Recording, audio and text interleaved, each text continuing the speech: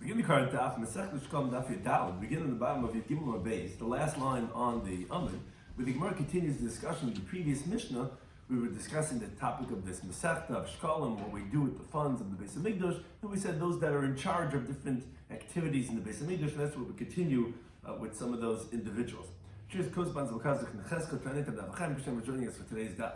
Some of the discussed in today's Daf are, as we said in the Mishnah, discusses 15 people who are responsible for the day-to-day operations in the Beis Hamikdash, and some of them, the famous that we discussed many times throughout Shas, the Beis Garmu, who they're in charge of making the lechem apanim, which were unique types of breads, the Beis Avtinas, who also had the difficult task of making exactly the ingredients and the compounding of the ketaras, and as the Gemara brings that each one guarded their family's secrets. Some of the terms and concepts we discuss is in the Mishnah is the process of purchasing the sachim, which those are the libations that they pour on the mizbeach, the flour, oil, and the wine, and regarding the vouchers that they have to purchase, and if there's any discrepancies in that.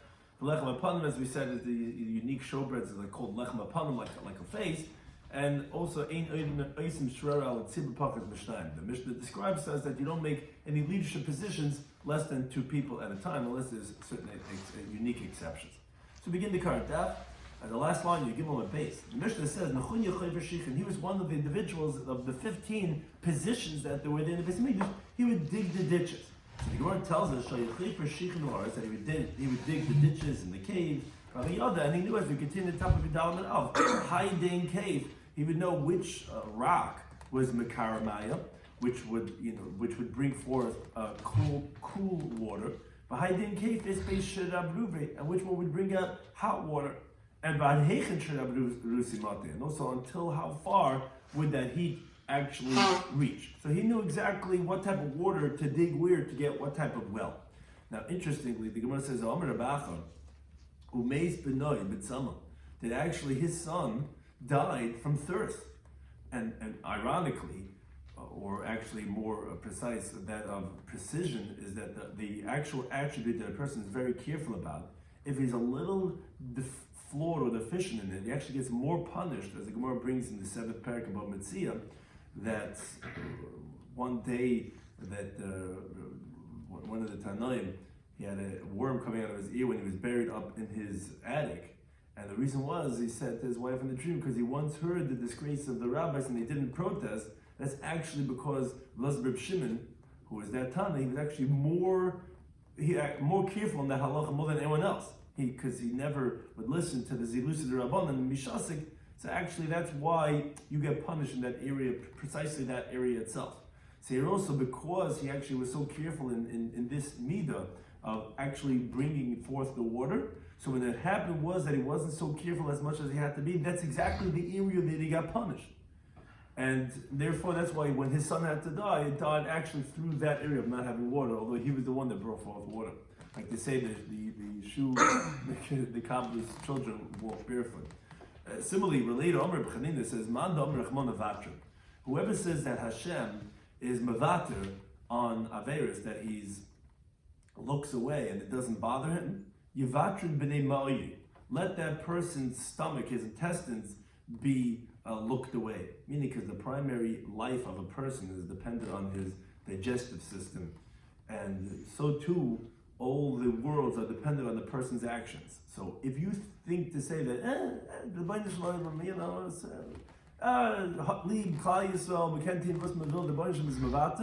then that you think to say that the whole world depends on the Jewish people's actions, and you're machin avag. So then Hashem will machavek in your stomach with your whole life.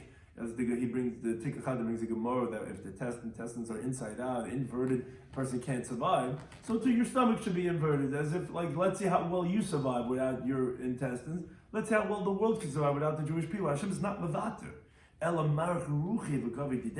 Rather, yes, Hashem is patient, he's tolerant, but he will collect his debt. So even though he doesn't collect it right away, don't think that Hashem looks away from anything. And it says the Gemara, similar to Omer Ba'acha, and relating back to this story that we said that even his own son, that he dug the wells, his son dug from thirst, because it says in the pasuk in Tehillim, Usviva, those that are around Hashem, meaning tzaddikim that are cleaving to him, Nisa Rama'oid, it's very turbulent, meaning not just nisava, you could darshan it medaktik imon. He's precise with the righteous kechut asara, like that of a hair's breadth. So you would say, how could that be that he dug water for the Klal Yisrael and the Oil Golem and his son died from thirst? Yeah, because he was missing just a little bit, and therefore that's the type of people that get punished. Amr Baisi, he says, limit Hamazai. He says, no, it's not from this pasuk in Talmud that you brought. I'll from a different pasuk in Talmud. He says, V'noiruhu al kol saviva. He's awesome and all those around him. The awe of God is more on the ones that are close to him than on the ones that are far away. Now, interestingly, the Gemara brings a different story, the opposite way. It was a story with a pious individual. He would dig pit, sheikh and ditches, ma'avas, caves, for passerbys, meaning for chusar rabim. The guy did it, totally for other people. Now, one time his daughter was going by to get married. She was passing the river, and the river swept her in. So she drowned at sea. And all the people that were coming to this father, the one who would dig the wells for everybody, they wanted to console him. He wasn't being consoled. His daughter on the wedding day, she drowns at water. Now, all the Pinchas ben Yair came to visit that man. They wanted to console him. And he wasn't being consoled. Now, why he wasn't being consoled, says taking Chatin, is because a dead person is decreed to Gizem in the Shemayim. That's you forget. People lose loved ones and you forget about them in a certain sense. Whereas by a live person, there was never such a Gizem, like we know by Yaakov or Yosef, says by Yimon L'Snachem, for 22 years, because Yosef was still alive, so there's no Gizem to be consoled. So this person, as we're going to find out, his daughter wasn't dead, so he wasn't being consoled. But Amaloi, the Pinchas ben Yair said to the people, Deinu Chasidcha, this is your pious, righteous person? What do you mean? He's rejecting the Midas Hadin. How could you think you're more kind and compassionate than God? How you not being consoled? No, Amaloi, they said to him, Rabbi, our teacher, you know what he used to do? This was the man that his chesed was with water. And and his daughter drowned in water. So Amei says, you're right. I think it's possible that he honored his creator with water so carefully, and as the Tikkun Chatan alludes to the answer, he did it totally l'shem shemayim without any pagam at all. Meaning, you're right, as we said in the previous story, if it's a small little pagam, then yes, it's exactly the arena you're going to get punished in. But here the person did it totally l'shem shemayim without any pagam at all. And God's going to cut him down with water? It can't be. Must have been that his daughter got out. It's right away then the word got out in the city that that daughter of that man, that she did survive, that she was coming back to town. Now that actually she got saved by a branch. That's what she held on to when she was drowned at sea. This time, those who said that Malach Yard could Moshe Pinchas ben Yair Betzila, that no, it was an angel in the image of Pinchas ben Yair that came along and saved her. That's why people go to tzaddikim. You never know what happens. They go to tzaddik. He said, "How could it be?" A Malach came and saved him in the image of Pinchas ben Yair. Now go back to the Mishnah. Continue with some of the other individuals that we spoke about, the positions that they held. Gavini was his name. He was a chorus. He was the crier. He was the one that would make announcements in the Beis Hamikdash. What did he announce? What would he say? Imdu, get up, hakahanim la'avoida, the kahanim to do the service, v'lavim meduchanim, v'lavim onto the platform they would sing their songs, v'yisrael mamadim, and the Jewish people, everyone had to have their positions where they were representing the Jewish people. They always had to be Yisraelim over there by the avodah. He heard his voice up until 8 parsois, which are around 18 miles away. That's how loud he had a voice. But he gave great gifts as a sign of appreciation for the amazing natural gift of his voice. Now, the next individual we said in the Mishnah was Ben Gever. Ben Gever, he was an al-Ni'ilas Sha'arim. He was in charge of the closing of the gates. Now, Tigrim Rav, he translated Kumi de Beis Rabbi Shloimy in front of the yeshiva of Rabbi Shloimy. He explained that it says in the first paragraph of Masechtas Yoma that talks about when they used to do Trumas Hadeshin. So it says that they didn't have the Kriyas HaGever, and they already had done, depends on what time of the year it was. Was it a regular Shabbos? Was it a weekday? Was it on the Yom Tov? That's what the Mishnah is talking about Masechtas Yoma. But he says, when it says that they didn't have Kriyas HaGever, he says Kro Gavra. It means it was the calling of the word Gever, as we're going to see, can mean two different things. It was the calling of a person. Who is this person? Achris Kareza, that he made the announcement, meaning the reason why he's saying a lengthy terminology in this interpretation of Rab is because he doesn't want you to make a mistake to think that when he says Gever, it means a tarnago. As we know, the same words that mean a person can mean a rooster, and he also concealed his intention as a proof for the fact that he says Givini Karas. What would he say? That's what we mean, that when it says Kara Gavra meant a person. But Amr lady said to him, Amr say Kara Tarnagoyla, that maybe means that when the rooster would call out, because actually we find such a brisa, as the Gemara brings in Yomei Daf Chafalov, that Hayotzel Derech Koim Kriyas Hagever, where if a person goes out before the rooster crows, because it says what type of rooster? A rooster, it says a tarnagol beinoni. So maybe say that it's a tarnagol. How do you know that how do you know it means, like we're saying over here, a person maybe means a rooster. So his raya was from this Mishnah that we bring over here in Shekalim. But then we learn Ben Gever. It says that there was two people. There was a crier, and then there was a Ben Gever who was in charge of the Ils Nashar. But Ben Gever Islachal Mema Bar Tarnagol. How can you say that the one in charge of the closing of the gates was the son of a rooster? Obviously, Gever means two things, and it's not a raya that sometimes you find Gever meaning a rooster.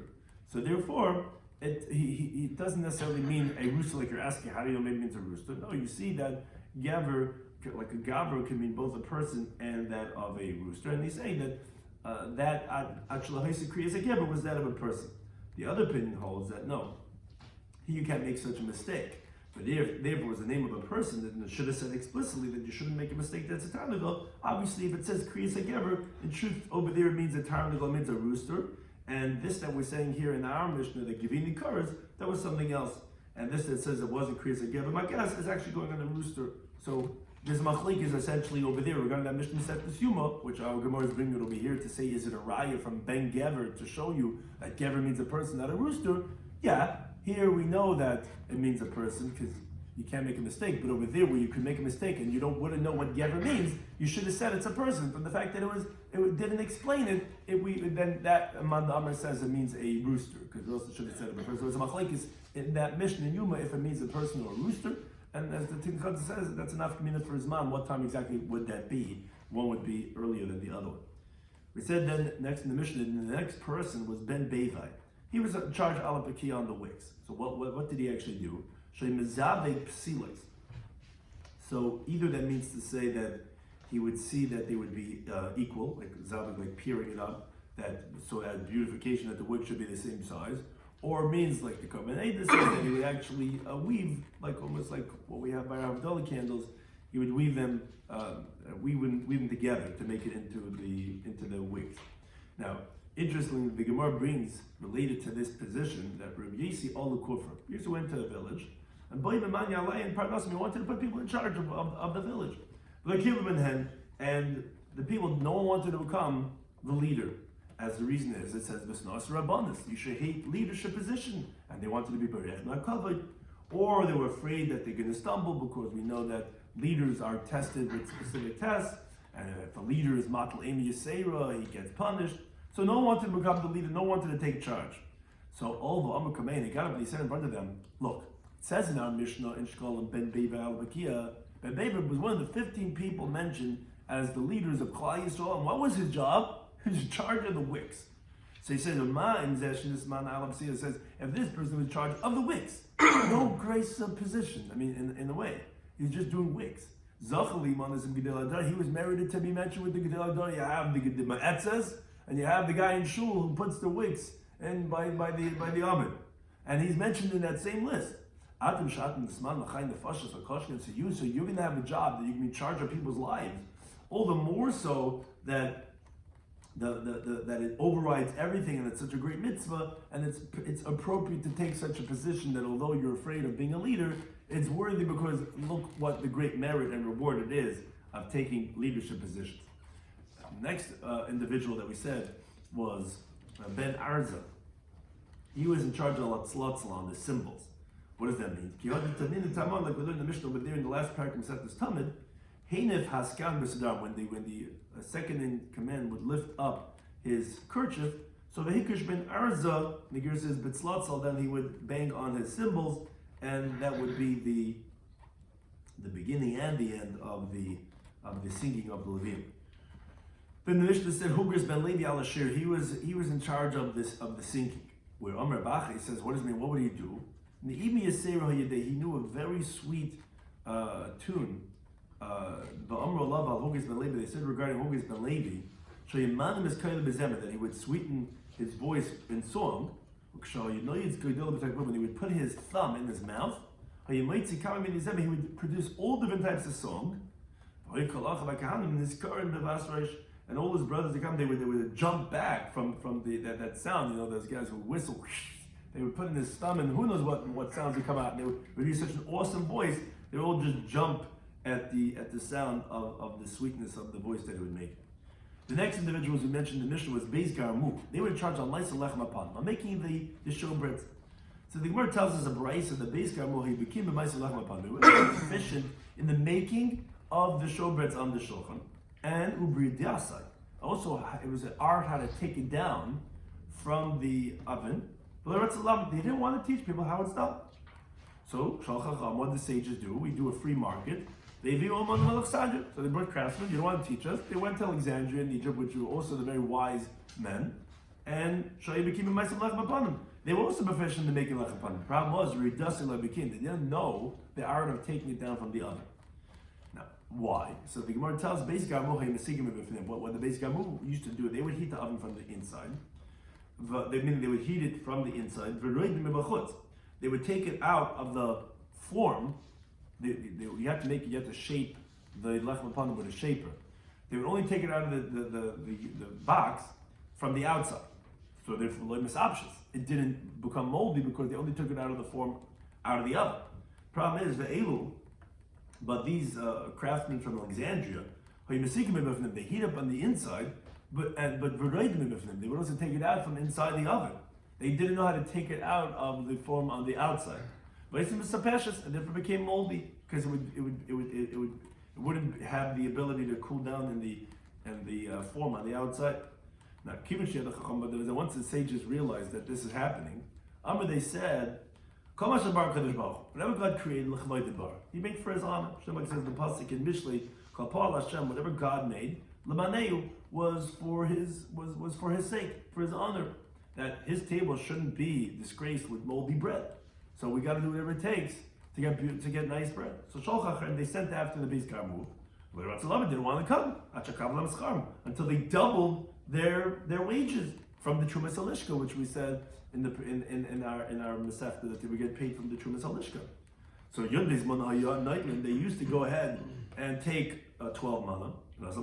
They got a double pay. They got 24 mana. Yudam says no, Chavdal, they used to take 24, but that's Memchesed, they took 48.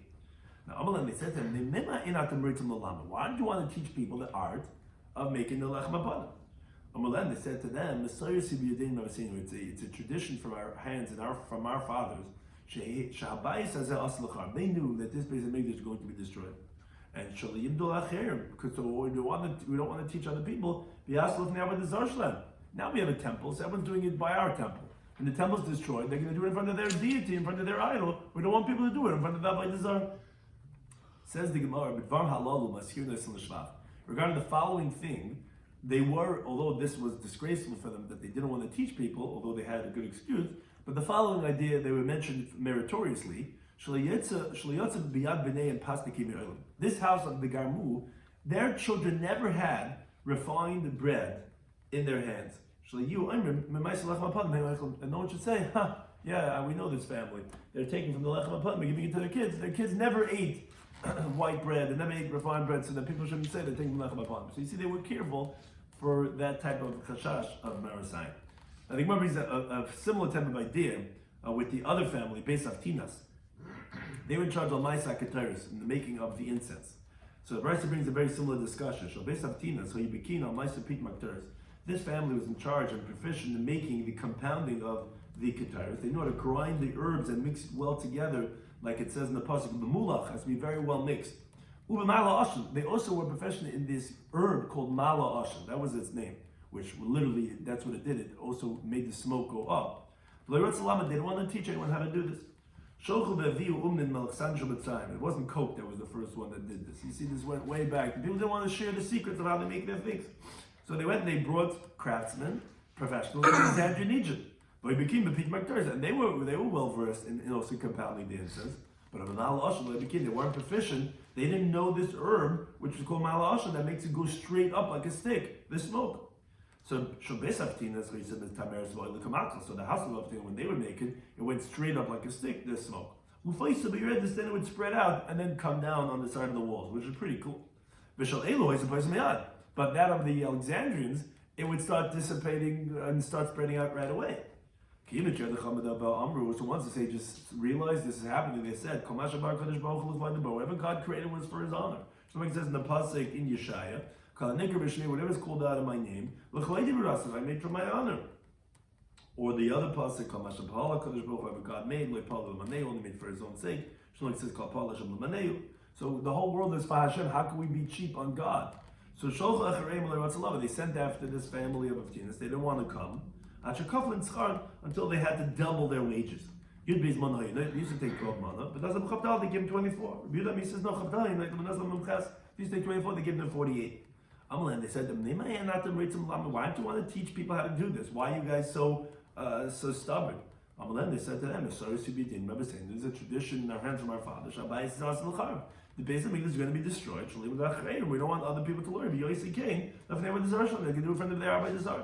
So the Gemara tells them, for the following idea, however, they were recalled praiseworthy. None of their wives ever went out perfumed, ever. Because, again, they didn't want anyone to think that. And not only that, even if they married a woman from another place, so the daughter-in-law, whoever would come into the family, he would say, look, he's going in Shidduch, on the fourth day, telling all the secrets. He said, I want you to know, I'm an Ashley this basa, like we can get married, we do have the Shidduch, but you're not going to be wearing any perfume.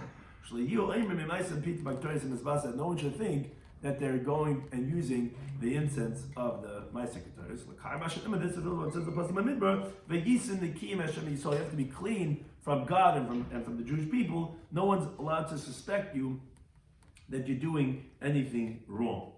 Now, Rabbi Yisi says, he says, one time I was standing in Jerusalem, I counted one of the children of this family of Beis Avtinas. I said to him, from which family are you from? Only Mishpachas Plain says from that family. I said to him, my son, your father is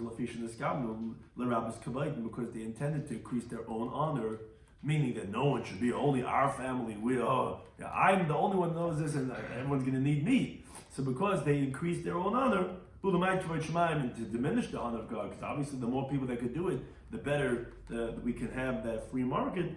Therefore their honor was diminished, which means when the Beis Hamikdash was destroyed, and actually the honor of heaven was increased, because as the 10 tribes said that our God is truthful, meaning that even his house he doesn't show like favoritism. And the nations of the world, they also say, they show obviously God is an honorable God, that he punishes the Jewish people and he destroys the Beis Hamikdash. So the Kavod Shemaim was Nizrab, but the honor of your family was lost because they were very into their own self-honor. So Amr ibn Kiva, he says a similar story. Sachli Shimon ben Leger. Shimon ben Leger told me that Malakad said something. Now I was gathering herbs. Aniva Tinik Echad Mishal Beis Avtinas, me and one of the children of the family of Avtinas. For I said Shabach, I saw him crying. I said Shazak, I saw him laughing. Martha, I said to him, my son, so why did you cry? Amali said to me, because of the honor of my father's household that was lost. Why did you laugh? Amali said to me, I'll cover on the honor that's prepared for the righteous in the future. Meaning, Kadosh Baruch Hu is going to ultimately give it back to us, this honor in the future. So Amari says, what do you see? Why do you suddenly think about this to cry and laugh about that same idea right now? He says, because Malashal Negdi, I saw the Malashal, the famous herb that in our family we used to make the Keteris, which was the secret ingredient. I saw it. So I cried that we lost it, and I laughed, and I knew we were going to get it back. So he said, Numesila, he says, I said to him, B'nai, my son, Hereuli, show it to me. Just show it only to me. I'll definitely be careful that it doesn't come down by the Zara, so you don't have the reason why you didn't tell people that maybe it's going to come down by the Zara. So Amalei, the child said to me, Rabbi, my teacher, it's a tradition in my hand from my father. You don't show it to anybody because of Geder, because of as a boundary. Meaning, you're right, I know, it's not like I don't trust you, but we can't tell anyone because of the secret. So I'm sorry, no offense, but he didn't tell them. Now, Amar Yechim Ben Nuri, he says, says, one time I encountered one of the elders of the household of the Beis of Tinas, and he had in his hand a scroll of all the herbs, the secret ingredients from the exact how to make the ketayos. He said to me like this, Rabbi, my teacher, in the past, in my father's household was very discreet. And they passed down the scroll from one family member to the next family member, and no one that was inappropriate would get their hands in it. But now that the family in my father's household is not trustworthy anymore, he says, I'm afraid that it's going to come to somebody who is inappropriate. He says, you take the scroll and you be careful because you're trustworthy and you're going to be careful with these ingredients. So he says, when I said over this story in front of Rabbi Kiva, so tears streamed down Rabbi Kiva's face and he said, from this point on, we don't have to mention them anymore disgracefully because it's true what they said. You see that when the time came down to it, they actually gave over the secret. It really was true that they didn't say it over because they didn't want it to come into the wrong hands, and therefore we shouldn't mention them anymore disgracefully why they didn't share their secret. The next person we mentioned in the Mishnah of the 15th position was Elazar. He was in charge of the pareches, on the curtains. Shayimuna al-Argi pareches in charge of all those who would weave the pareches. There were many pareches, 13 pareches, and they weighed very heavy. It was a big job. He was in charge of the pareches. And the final one, Pinchas, he was Hamalbish. He was the clothier. Shayimalbish big dikuni gedolah, that he would put on the clothing of the Kahanim Gedolim, which was beautiful and in splendor. As we find, Ma'aseh B'Kohen Echad, there was a story of one Kohen, that he clothed one of the generals of the army, but also they gave him 8 golden coins. This time, and those is a Trey Asuyah, they gave him 12 golden coins because we see that they were very proficient in the fine art of tailoring fine clothing. Now we go on to the next Mishnah, which continues regarding this idea about, like we said, Elohim Amunah is the title of this parak. These are positions of leadership. So we discuss here in the next Mishnah, precisely in the Beis Hamikdash, how would they go ahead and have that hierarchy of leaders. It says the Mishnah, in Peichus and Meshiva Amar Koil, you don't have less than 7 supervisors, which they're higher than the next one we're going to mention of Gizbarim. The word Amar Koil is actually a compound of Amar al Koila. He says on it all. That's what a supervisor is. He's in charge of everybody else. So you wouldn't have less than 7 Amar Koilim, 7 supervisors, B'shleish Gizbarim, and 3 treasurers, which they would be in charge of the actual money of Hekdesh. They would redeem the Erechin and the Charam, and all the malachas of Hekdesh was done by them. So you actually see there's more supervisors than workers. Sounds like some other types of places in business. But the actual workers were 3 treasurers, and then you had 7 supervisors in charge of that money. Now moreover, says the Mishnah, when it comes to monetary situations, you don't have a leadership position on the tzibur less than 2 people. You have to have at least a minimum of 2 people that are in charge of that position. Chutz, there were 2 exceptions. We mentioned them in the previous Mishnah. When Achai was in charge of the intestinal sicknesses, he alone held that position. The Lazar was in charge of the curtains. Because those individuals, most of the tzibur, they accepted him. They knew that about what his position, that he would be faithful to his position. But everyone else, and they're in charge of a monetary position, they need to have at least 2 people. Now, in the Mishnah, we said that in Peichs and the Gimel Gizbarim of Mazayim HaKohen, you don't have less than 3 treasurers, and 7 of them are Kohen. So Tani learned the Braisa that in addition, there's other positions that we didn't mention explicitly in the Mishnah. There's also, you don't have less than Mishnei Kaslikim, which those were positions that were higher than Amar Kohen. Higher than the supervisors were the Kaslikim. And where do we find this idea? Hadahud Dechsev is what says in Pasuk in Divrei Yom Beis. It says Vichiel, and the Girsa is Vazazyahu, the Nachas, they were the Gizbarim. Now, as the commentator points out, although in the Pasuk it doesn't say explicitly Gizbarim, But from svara, from logic, we could know that these were the three gizbarim, because the things they were doing there in the pasuk was that they decided wages and the charity and the redeeming of the erech and the charamin. So we could understand that would need three people, because it's really like a din. It's like a din Torah, which needs three people. Now, since the pasuk later on mentions, so obviously that the earlier ones are from the gizbarim, because they're lower. It's going from lower higher there in that pasuk, nemata lamala. So obviously they're lower than the markolim. So obviously you're starting from the lower on down on the hierarchy. So these were the gizbarim. Then the pasuk keeps on going. V'asoil, v'rimais, v'zabad, v'aliel, v'ismachiyahu, u'machas, v'nayahu. Those were the markolim. So it's like we said, the lowest are the three gizbarim, which is nachas and chil. They're on the board. They're the ones that the gizbarim, they're taking care of the money. Then you have people on top of them. The people that do the work are very little. The three people. Then you have all the supervisors. They're the markolim. And then you have the pekidin that miyad kananyahu v'shimi achim. They were the kaslikin. And you have that there was b'mifkad, that was deposited through Yechizkiyahu HaMelech V'Azariyahu, who is Negid Beis Lakim, who is the prince of the house of God. That's HaMelech V'Kohen Gadol. That's the king of the Kohen Gadol, who he was the prince of that's the Kohen Gadol. He was the prince of God's house. So you see, he keeps on going higher up on the hierarchy. So actually, the Brisa tells us, Kishu Chaysam, when they wanted to seal some type of money in the chamber. So Hagizbar Chaysam. First would be the lower downs. First, the treasurer would seal it, but the Islam would go higher up on this chain. He would give it to the Amarkel, to the supervisor. Amarkel Chaysim, then the supervisor would seal it, and this like Kaslikin. He would give it to the Kaslikin. Kaslikin Chaysim, who again, that we had these two Kaslikin that would charge of all the 7 supervisors. Then Kaslikin Chaysim, he would seal it. There's a Kohen Gadol, he would give it to the high priest. Kohen Gadol Chaysim, he would seal it, and the Islam would give it to the king. So that's how it went up to the hierarchy, all the way up to the king. Now, Shumatu, they wanted to undo it. They had to, let's say, spend that money. So the king would first see his seal, it wasn't tampered with, and he would open the seal. And then he would see his, sounds like one of these package parts, like you open up that, you have thing wrapped. The Kangolo would he would see his seal, he would open it. He would see his seal and open it. Then the supervisor would see his seal, he would open it. And then the treasurer would see his seal, and then he would open it. Now it said in the Mishnah that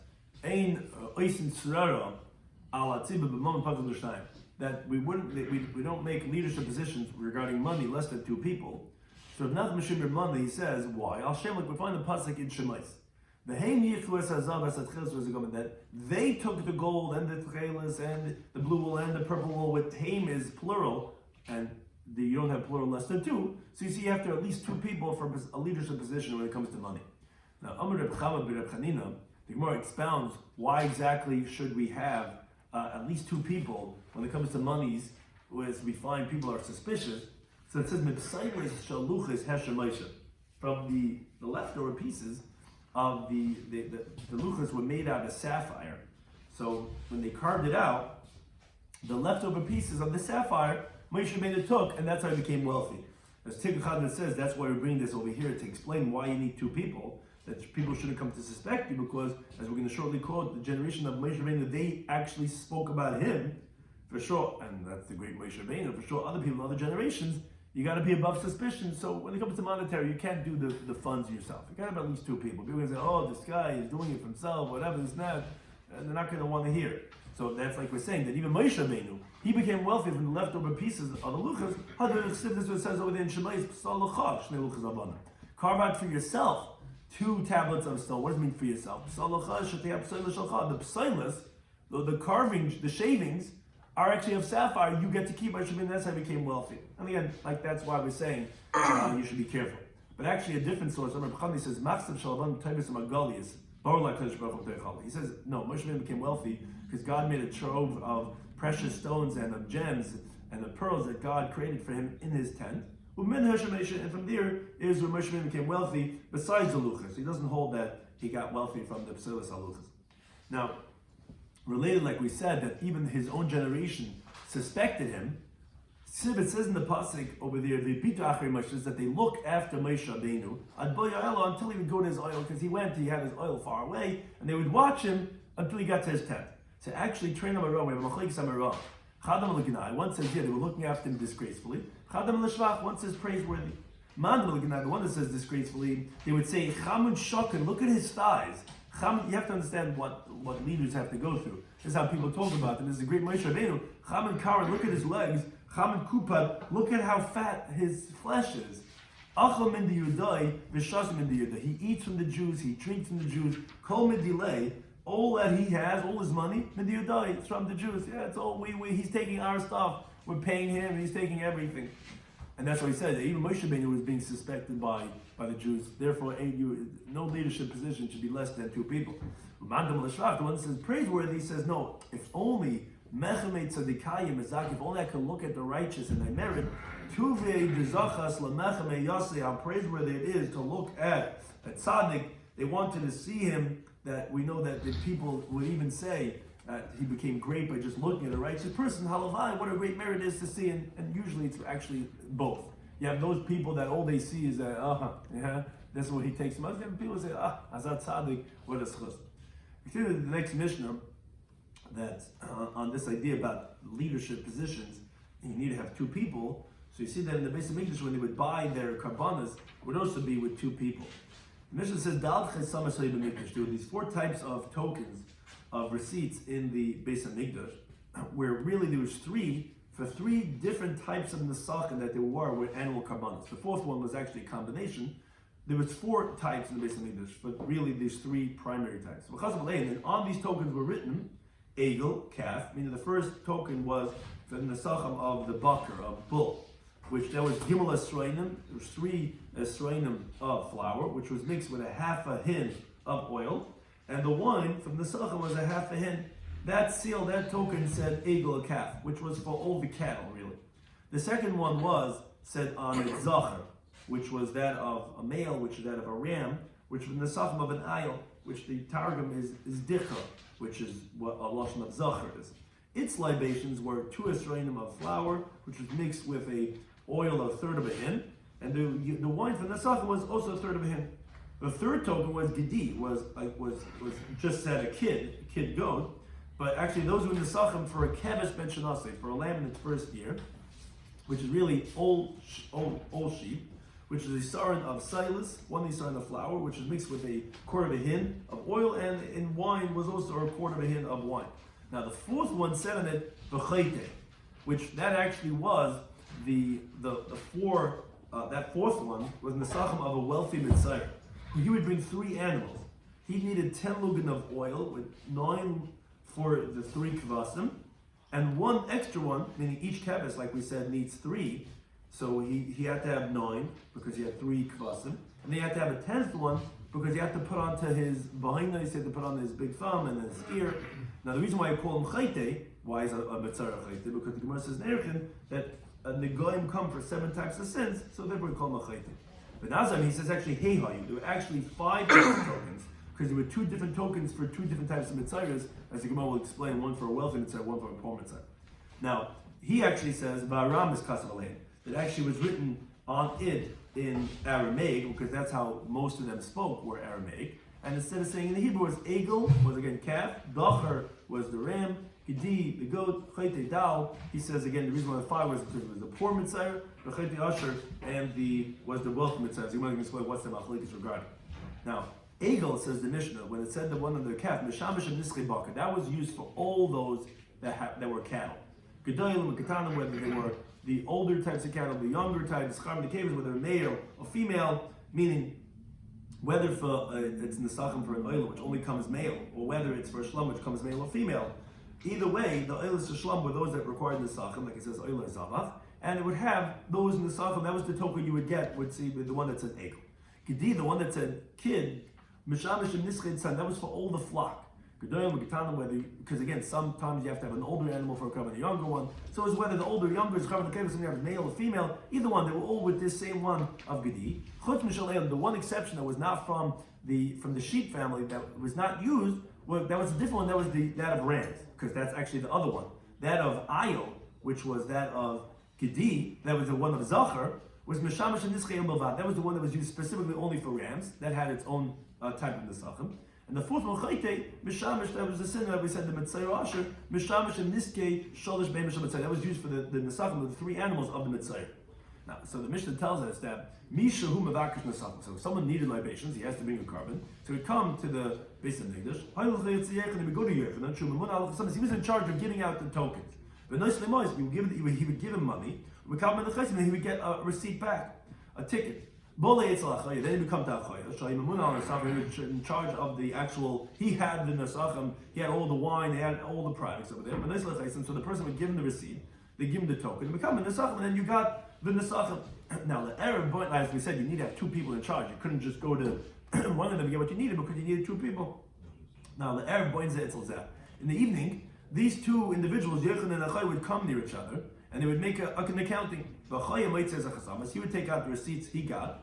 And he would get the money from Yochanan, who he got the money and gave people the tokens. In Paksu, if they're missing money, the loss comes from him. Yochanan would have to pay from his own pocket because he lost some of the money. If they actually have extra money, that extra goes to Hektish. And the reason is she had Hektish, the Hektish always has the upper hand. Now, Misha, if someone lost his token, you would wait for the person up until the evening. If they found, according to the value of his receipt, then they would give him that discrepancy that they found, that obviously he had lost his token. If they don't find that discrepancy, they wouldn't give him. And moreover, they would write the name of the day on those tokens, because of the people that would be thieves, that would be tricking, then maybe he found a token on the ground, like people that walk around by all the token places, by all the arcades, trying to find people's cards. Maybe he found who fell from someone or fell from Achayim Yochanan, he's coming out to take. So therefore, they would actually write the name of the day to make sure that no one would be trying to do some type of a trick. Now, the Gemara wonders, why did he require a fifth one? We said there was four. Why did he require a special receipt for the poor Mitzayra? Why and why was that not like the Tanakama? As the commentator says, he could have just brought the Chaysim of a Gedi. So says the Gemara, maybe lugla imay. The reason for that is because so that he should bring also a lug of shemen, because the Mitzayra had to have for his ear and for his thumb, and the leftovers eaten by the Kahan like kachim. So I had to have a loch of taras hakodesh. So therefore they gave him a separate receipt, which was in the sachem of a gedi and 4 leg of oil. Barim karabanan maybe gedi, but you're right. According to Rabbanan, all he did was they wouldn't get a special receipt for the poor Mitzayra. They gave him the receipt of a gedi and a leg of oil that he needed for his blindness. He would bring from his household. That's the machlekes if they had an extra one or not. Now the Gemara says nischei rachel, the libations of an adult female sheep known as a ewe, which is not mentioned in the Mishnah. So the gears is bekama. So regarding how much wine did it require, is there a difference between a male and a female, or between that of an adult or and a minor sheep? So says the Gemara, min madet from this we said in the Mishnah Gedi, that token of Gedi Mishamish Nischitza, and that was for all flock. For their Nesachim Gedam Gitanim, whether they were older or younger, Schar in the cave of male or female, Sahadami, that tells us Nischei Rachel can Nischei Gedi. That must be that for the fact that they used that receipt for all of them, whether they were older or younger, male or female, so obviously that tells us that a kivsa, which is a young female sheep, is the same thing as for a rachela, which they're all Nesachim are the same. The only exception we said was that of an ayil, of a ram, where there they wouldn't take, that would have a different type of Nesachim. But obviously that tells us that the Rachela has the same amount as a Kivsa. And the only exception was an Ayal. As the Gemara said, like it says in the Pasuk, that's like what you should do for the one ox, or for the one ram, or for the kid in the lambs, or in the goats. That is all going to be the same. Now, why does it say for the one ox? When it already says over there, the Hikra ben Abakar. That tells us there's no difference between the libations of a calf to that of an ox. Here also, when they read with the pasuk, he's telling us that there's no difference in the oxen either. And the reason is because logic would have told us that it says that ben atzayin turned the sachem, that a flock would require the sachem, a ben abakar turned the sachem. I think we'll stop over here. We'll finish this tomorrow's daf.